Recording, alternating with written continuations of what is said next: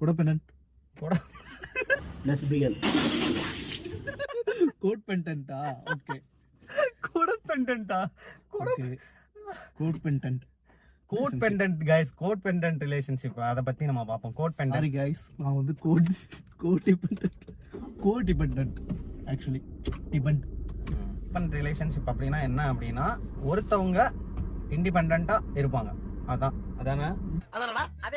சரி, ஒருத்தவங்க டாமினேட் பர்சனா இருப்பாங்கடா. சரி சரி சரி.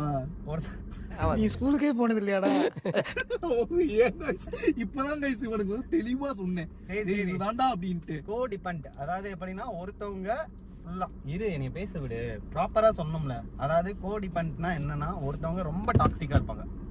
அந்த மாதிரி டாக்ஸிக் டாமினேட் பர்சன். அந்த மாதிரி டாக்ஸிக்லயே நிறைய விதம் இருக்கு. அதுல இது ஒரு விதம். அதாவது என்ன அப்படின்னா இந்த ரிலேஷன்ஷிப் இருந்தீங்க அப்படின்னா கண்டிப்பா சாகுறதும் ஒண்ணுதான், கூட இருக்கிறதும் ஒண்ணுதான். ஆமா, லவ் மட்டும்தான்.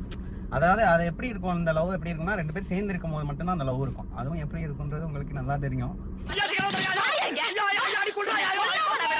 நான் சொல்றதான் ஸ்டாப் பண்ணும். யார்கிட்ட சொல்றேன்னா அவங்கள்ட்ட தான் பேசணும். செல்ல வச்சிடணும், தூங்கணும் அந்த மாதிரி. ஸோ அது வந்து ஒரு எப்படி சொல்றதுன்னா அது ஒரு ரொம்ப ஒரு ரக்குடான ஒரு ரிலேஷன்ஷிப் மாதிரி இருக்கும். ஆமா, அந்த மாதிரி என்னன்னு சொல்லலாம். ஆனா இவங்க தைலி போக மாட்டாங்க பிரேக்கப் பண்ணிட்டு. ஆமா, அந்த மாதிரி போட்டு உசுர போட்டு நீங்க அப்படின்னு இருக்கும். கோடிபெண்ட்